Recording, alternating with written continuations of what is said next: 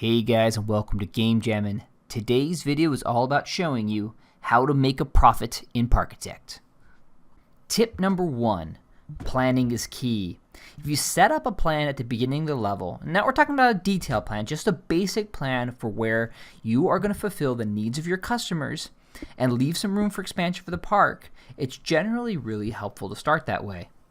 You want to be thinking about where your staff are going to go, what pathways they're going to need, what shops you're going to need for your customers, and eventually what ride you're going to put in the park. A little planning goes a long way. Tip number 2, scenery is key.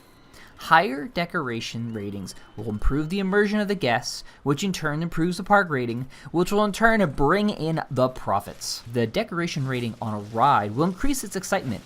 A higher excitement rating will allow you to charge more for a ride. I've seen a ride go from being charged about $10 at most to up to $20 based on the decorations alone. Also, checking the scenery can also help you find problems that are in your park, such as trash cans that need to be emptied, that cause eyesores, or other problems that need to be addressed. Tip number 3, maximize your rides. Make sure your rides are doing their job of bringing in the profits. So first thing I've noticed is that I had a tendency in my parks to build very long queue lengths just because I thought it looked nice and I figured that more people waiting for a ride was a good thing. But if you think about it, it doesn't really make much sense. Why do you want your people waiting around for a ride instead of going into your park and buying souvenirs and looking for another ride that isn't full? So instead, you should try to minimize the length of your queue to be long enough to fit one full set of people on the ride, and that should be all you need. Also, you should focus on min-maxing the price as much as you can. If a ride looks empty, start lowering it down a little bit. If a ride looks full, you better up the price. That's the only way you're going to be continue to remain profitable. A final note here is that if a ride isn't being profitable, think about whether you can do something to fix it, such as fixing the scenery or putting ride covers so that people come in during the rain. Tip number 4. Build at a reasonable pace to reduce unnecessary maintenance costs. Basically, the way you're going to make money is by ticket sales. The way you are going to lose money is by maintenance. A lot of times we have delusions of grandeur and we're like, we're going to have 3 million people in this park, so therefore we need 27 shops, and no, time out. Especially at the beginning of the campaign, you're usually starting either from 0 or from a very small set of guests.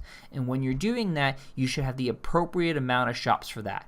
If you've only got guests only got 50 guests or so, you should probably only have 1 food and 1 drink shop. You don't need much else. And then when there's room for improvement, go ahead and improve all you want. Another thing to note is that scenery will only improve your park and never has a maintenance cost. So basically, knock yourself out. As long as you've got money and you're still remaining profitable, that's a good way to increase your profits with no chance of losing money from it besides the sunk cost of the scenery. Finally, staff. You have a tendency sometimes to build, just get as much staff as you can to make sure everything's clean. But you know what? Staff to the appropriate levels. If you're not making a lot of money, you probably don't want to have 20 janitors sweeping the park. Tip number 5. Take advantage of events or promotions. When somebody says there's a bus being dropped off with 40 people that like a certain ride, that's guaranteeing that 40 people are going to at least go evaluate the ride. They're going to go straight there. So therefore, the price of that ride should go up. Now, how much is up is kind of going to be a play-by-ear sort of thing. But whatever you're charging now, you probably should be charging more. Another thing is if you promote a ride, same scenario. Somebody's going to be going to that ride. You know there's going to be guests there. You better be raising the price of that ride. And just keep playing around with those numbers. They're more flexible than you think, and generally the price that's set is kind of the basement price. So if you see the ride is set for $3, you can probably get it up to $10. If you see it set for $5, I've seen it $20. I even had a ride that got up to $35 once. So there are ways of raising the prices. You just need to experiment. Another thing you can pay attention to is there's now tool tips that will tell you which rides are affected by what conditions. And so if you see conditions such as one that's affected by rain or by cold temperature, take advantage of those. Those are when, if it's good for cold temperature, then raise the price when it's cold. And then when it goes back to normal temperature, you can put the price back down again.